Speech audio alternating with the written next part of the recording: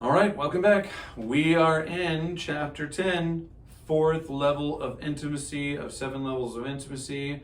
I'd encourage you to get the audiobook. I haven't listened to it, Yes.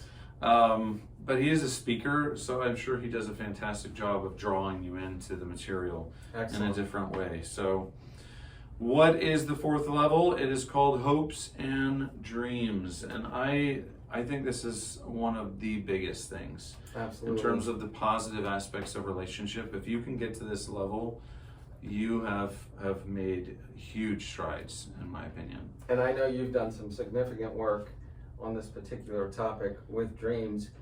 The one thing that he said at the beginning that really stood out to me is that revealing your dreams, and I don't think I've ever thought about it in this way, I will only reveal my dream to a person that I trust. Yes, absolutely. And so if I'm doing that on a regular basis, then our intimacy will be growing. Our depth in our relationships will be growing. And, in the word, so I did training. It was called the Dream Manager Program. And in this case, dreams are, in my opinion, defined as those glimpses of ultimate elements of life that you have for yourself, you know.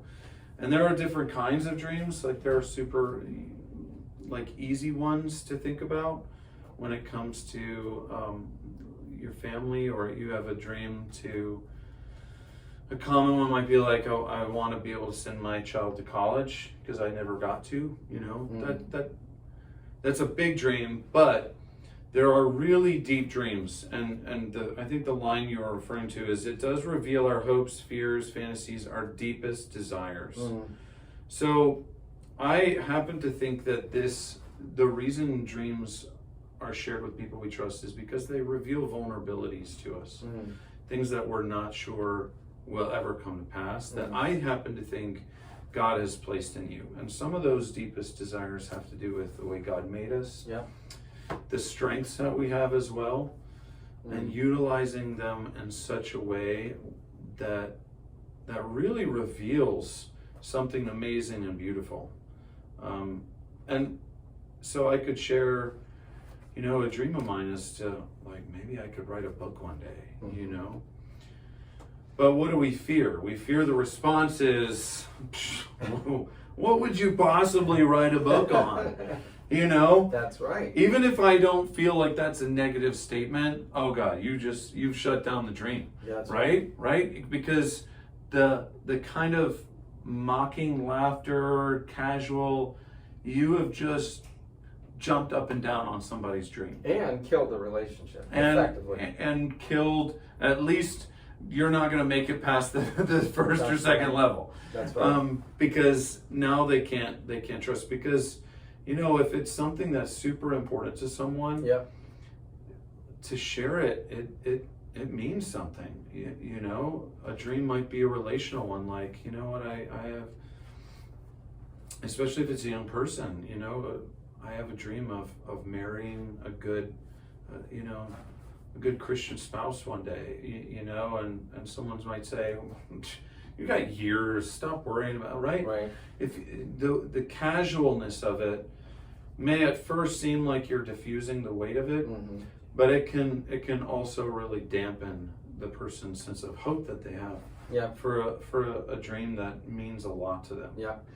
And just to clarify, he says this in the beginning, by dreams, he's not talking about what you're thinking about during REM sleep. No, this isn't when I'm asleep, I have dreams. These are, no, I know that some people might say, how's that different than a goal? I would say often people think of goals as like different targets to hit. I would say dreams are those things that sometimes you think about, that you are also, it comes with fear as well, because you're not sure if that will ever come to pass. You're not sure if it's within your ability, and also you're afraid of it, because we're often afraid of those things within ourselves. It's easy to encourage someone else. I'm sure Scott could encourage the heck out of me, and I could sit here and encourage Scott, but then you think, okay, well, how do I encourage myself? Like it just it feels different, right? Yes. And that's why we need each other. But anyway. Yeah. So he spends a lot of time talking about how to accomplish our dreams. Mm-hmm. So we certainly want to find someone to share those dreams with. That's how we develop intimacy. That's the whole premise of this chapter. But he also says we need to be committed to delayed gratification. Right. As a skill to reach our dreams, delayed gratification. So he gives this illustration, which I think is excellent. Yeah. If I'm committed to achieving as much pleasure in my life as possible, immediately as possible, and you're committed to the best version of yourself, yes, the chances are we will be at conflict most of the time, and our relationship probably won't go very far. Right. We won't be very close to each other. Because it has to do with the way you're handling life, the decisions that you make. Obviously, someone who wants very immediate or very short-term gratification, they're going to be looking at things that make them feel good. Whereas delayed gratification, it sometimes takes hard work. Like I'll use the example of writing a book. If you're going to write a book, man, that takes hard work. Absolutely. You know, if you want to run a marathon, right? That might be someone's dream, is to be so healthy that they can actually jog a marathon, right? That's hard work. Mm-hmm. You know, even being in a really healthy marriage, that takes hard work. Absolutely. And that's why so many dreams fail. Yeah.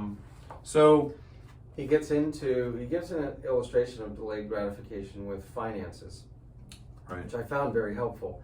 And he goes through several illustrations, but the first one is, if you saved $1 a day for 55 years, you would save $20,000. And then he keeps working through, and finally said, if you invested $5 a day for 55 years, you would end up with $2.5 million. Yeah. And so delayed gratification is the key to accomplishing yes. If my dream is to have lunch today. Now, I'm putting it in my context. Okay. Let's wake up in the morning and say, my dream is to have lunch today. I think you would say, well, that's not really a dream. That's not much of a dream. But if my dream is to feed 10,000 people lunch every day yeah.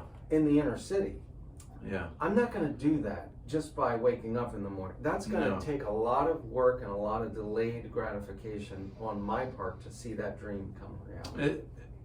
And unfortunately, it takes sacrifice, you know. And I do think Christians sometimes have a hard time with that too, because the culture says you shouldn't have to sacrifice. And honestly, we could take scripture out of context and say, well, Jesus sacrificed for me, so maybe I don't have to, you know. And I don't think that is what God was saying. I think when it comes to feeding 10,000 people in a day, man, what do you get when that is accomplished, though? You know, what kind of long-term effects does that have on you emotionally and mentally, and frankly, the legacy that you leave behind? And that's what we're talking about, because I think instant gratification is very temporary. It's not lasting, but long-term gratification are those things that you see in life that are worth remembering. It's those things that are celebrated the most too. Yeah. You know? So his encouragement is that if we really want to develop intimacy in our relationships, we need to begin to identify the dreams that we have. Maybe we haven't identified what they are. I mean, this really got me thinking, what are my dreams? I don't know if you were here for that. I did what's called a dreamstorming session for people, and it's just to start creating different kinds of dreams. You know, there might be a career one, there might be a relationship one, or an adventure one, things like that. But the goal is to eventually narrow it down in such a way that and he says this, you pick the dreams that are going to help you become the best version of yourself. That's right. You know, you want to see which dreams are really going to challenge you to grow, to mature, to bring out the best in you, right? That's right. Someone who learns to, or has a dream to run that marathon, they have to create that discipline in themselves that will, again, mature them in other ways too, not just in running, but you know, in terms of their lifestyle and habits too. That's right. So that is that. And he's drawing it back to now relationships. What does that mean? Well, that means if I know Scott's dream and he knows mine, we actually can encourage each other to challenge each other. Hey, did you make a next step towards your dream? Yeah. And it keeps things in front of you. Yes. And it keeps the hope alive because someone else is thinking about it with you. And he gives some practical ways to accomplish dreams. He talks about keeping a dream book. That's right. And he also talks about defining it. He says the more you define a dream, the more likely you are to achieve that dream. So his encouragement is really to stop coasting if you are. Yeah. And dream specific dreams and share them with others. You could tell me if I'm going too far, but I really think that God put within us, you know, the ability to create. And even when we start writing down a dream, that's the first step that we take towards creating that dream too. You know, because I might say, I am going to run a marathon, you know, in a year, you know. Well, what's the next thing? Obviously you think, well, the next step is I gotta figure out how to actually start where I'm at right now. You know, and before you know it, the journey has led you to that moment of accomplishing it. Yeah, and you might have to start out by walking. That's absolutely right. I'm just going to walk a 5K. That's a fantastic start, but it is a start. That's right. You know, and before you know it, you are closer than you ever thought possible to a dream that used to just be more like, you know, I'm daydreaming here. Mm-hmm. You know, I'm sitting in my office wishing I could be doing this thing. Yeah. You know, so I happen to think that this is a great actual activity for families, especially for couples to do. Obviously, it's the 4th level, but I encourage you to think about what's your dream and what is the dream of the person you're in relationship with too. It's an amazing activity too, and maybe too vulnerable, which says something as well. That's right. You know. That's right. Yeah. All right. Well, really, we encourage you to pick up this book, The 7 Levels of Intimacy, by Matthew Kelly. Great book, really inspiring, and we'll pick it up next time with chapter 11. Yep. Next level. All right. See you guys. See you later.